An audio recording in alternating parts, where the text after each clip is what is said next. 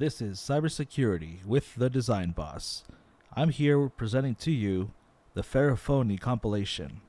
Now so far this is a 4-part series, and I first posted this on TikTok, but part 3, which is something that is very important to look at, that's something that keeps getting kicked out because of community guideline violations.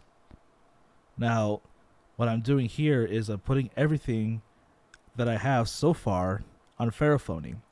Now at the end, I make a reference to Panama, and I'm going to show you the video that I made of the Panama Papers email that I got that got me into this investigation, and that's where I actually see so far a loose link, but it goes into the theory that I have working. The Panama Papers is still going on, or it's really just evolved in the actions that had taken place. They're just evolving into a different method, and that's what I'm trying to expose. Join me by visiting cybersecuritypatrol.show and following this YouTube channel. The world is my platform. You'll see these accounts get taken down, but I'll always come back. Just keep looking for me. Cybersecurity Patrol. Thanks, everybody. TikTok has done very little to stop the scam from happening, even though it's been put on notice multiple times. There's definitely a lot of money behind those accounts. Cybersecurity with the Design Boss. Where does this thing go? Okay. Shopify. Yeah, someone spent time on this. And then everybody keeps saying the same thing. They're not doing anything wrong. On paper, this is all anyone can go after. That customer number. But it's in Canada. They're not going to do shit. This is how scammers get away with it, guys. So it looks like they're hiding behind a Google workspace. They're using Google for the name server. The way Shopify collects payments is it sort of puts everything in an escrow, pays out at the end of the month. So in a way, Shopify is allowing it. They keep getting paid, they don't care. Hell, you can tell that it was transferred to Shopify on November 12th. Part 2. This is part 2 of the counterfeit Shopify account. Alright, so supposedly, this is a customer number tied to the phony account. Let me talk to some neighbors. They don't have to talk, I just have to look in their direction. Okay, so it looks like there's been several other accounts set up this way, where there's a customer number. Seems to me like it's sequential. The older the domain, the older the number. Such as this one, May 10th, 2020. Then it's 15,787,9855. And then just going over a year after that is 16,245,999. So the report kind of checks out, because this looks like it's the same customer. And then they have totally different dates. And these are their domains. This trail got cold, so I'm going to look at the other clues. Yeah, there's like about several dozen more to look at. Look for part 3 on this series. Here's the conclusion of the PHERE-phoney scam. It seems to me like they're burning through an influencer, probably getting paid to make stupid little videos like this, just so you can get people to go to their website. And you can tell the demographic. They're going after Gen Z. Look at that, movie theater, of course, anime. Everybody in the comments in Instagram is saying the same thing. They don't get their order. And this is where I know they really are conditioning some of the sickest shit I've seen. Putting this on before meeting my 8-year-old crush. 8-year-old crush. They're saying that it's okay to have an 8-year-old crush. No, this is the kind of deep, malicious advertising that I like to go after. Why are they trying to make everybody creepy? These kids are so impressionable. They're corrupting our youth. Fine, let's see what Google says. Well, I can see why they're going after this. I guess it's a hot new product that other brands have. Very manufactured. Look at this, guys. For somebody to go out of their way to actually put all these little key moments in the video, and then searching PHERE-phoney, they own the results. As you can see. Okay, so it's coming from the Middle East. There's a lot of counterfeit shit coming from Pakistan and those places in the Middle East. I don't like that because sometimes they use human trafficking for their labor. People are suffering while these scammers, they just take everybody's money. Hey, this is a different website. La Banio, and it's selling pheromony. Yeah, also Shopify. How convenient, huh? See that? And it's a younger website. Most of the time, scammers, what they do is they write their own press releases. So sometimes articles written by websites actually tie back into their company. Huh, this is funny. Look at this site. This one was pulled out. I wonder why. Younger still, huh? Alright, this is what I got. This is a neighbor. They registered around the same time as the other site. It's empty. No connection. Now this one actually sells the product. They're also in on this scam starting this year. It's a coldish trail, but before they jumped on the Shopify train, they had some different IP addresses. Singapore. Yeah, see. Then Google Workspace, ultimately to land on Shopify. Now this dormant site, it's fresh this year. Bingo. Look at that. China. Go back to my page and check out that video. It's a job offer scam. Yeah, I've seen that before. And look, they're operating out of the Bahamas. The zoo. Close to Florida. Alright, I'm back in action.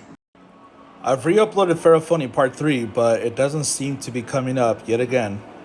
You guys really have to see that part, so I'll upload it somewhere else if it doesn't get fixed today. Now in Part 3, I made a connection to this dormant website. This one here, which came up as a Google search result. And then that's when China Channel came up. So at some point, this website was selling pheromony. So these are my only clues. They're just these DNS servers. And the way I would describe DNS servers, they're kind of like street signs. It tells you where you want to go. Somebody puts up these street signs. And that's who they are. So this is a free DNS server. According to the most recent record, it's located in China. But this report's 833 pages long.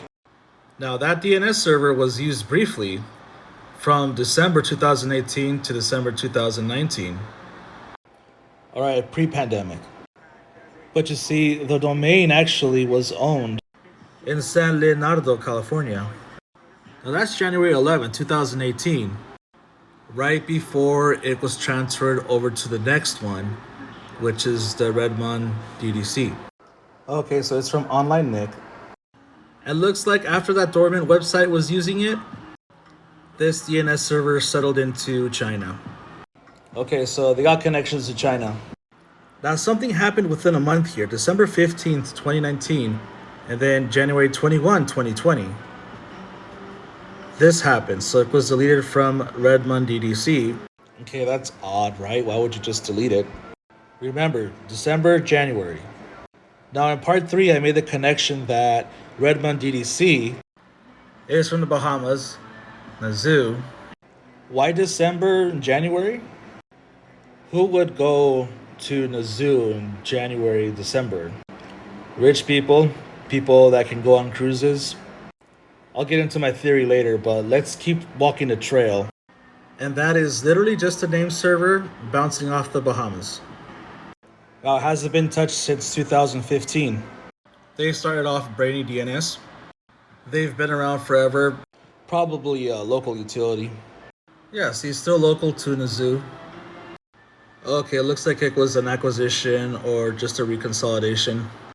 Because ultimately, it just ends up at topdns.com. Which is that same name server in the Bahamas that was feeding traffic to this dormant site. Okay, Top DNS. This is my last lead. Oh, they should know something. They've been around forever. Also managed in the Bahamas. All inclusive, huh? I knew it. Panama. What's going on, everybody? I just wanted to let you know that I was tracing this one email that I received. It got pretty deep, and I think I actually stumbled upon the Panama Papers. I don't know what I'm doing, but fuck it, dude. Let's talk about it. I'll show you guys later how it started. But This is literally the trail that I followed that had got me to that person, who was apparently president of a bunch of corporations in Panama. So I'll be back later with more, and if I don't come back, you'll know what happened. This is a continuation of my Panama Papers series. Cybersecurity with the Design Boss. It started off with an email. Now the IP is spam, the email is spam. They want you to go to the website. That website there, right? And then this is the email, that's the IP, that's just used for spamming. Let's focus on this. Why would they want me to visit that website so bad? It's hella spammy as fuck. So I noticed something funny in the IP history and the name server history. Check this out. Now the IP, that's where it points to an actual computer where it's hosting all this information, right? So far everything looks fine, whatever. But look at the name server right here. SiteGround, right? But then they used to use other name servers. They seem to be really cool with SiteGround. They even updated the name server just recently, back in May, but the IP stays the same. Alright, fine. That's Express Capital. That's what it said in the email. Give me more clues. Let me try the email they put down there. With the domain moneyleaders.xyz. Same thing. It's a ghost. But then look at the name server, siteground.net, right? And that was just changed in January 4th of this year. With Express Capital, it changed to siteground.net just recently. Alright, so I kind of got a connection there, but let's look at the IP. This IP has been in use since October of last year. It points to Google, probably Google Workspace.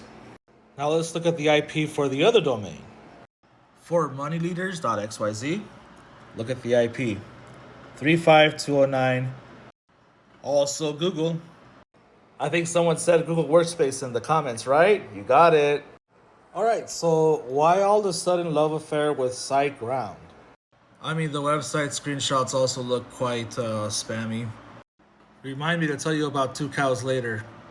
But it's all SiteGround up and down. SiteGround for their own name server. As for connected domains, SiteGround up and down, left and right, globally, right? And it's all anonymous except for one. This lone name. I'll keep digging. Now, SiteGround.com is a huge report, 1,414 pages. This report spans 20 years. And look how it's been bouncing around to a few of those sites. SGSRV1. Could that mean SiteGround? And then that's when I got an address. For SGSRV, Panama.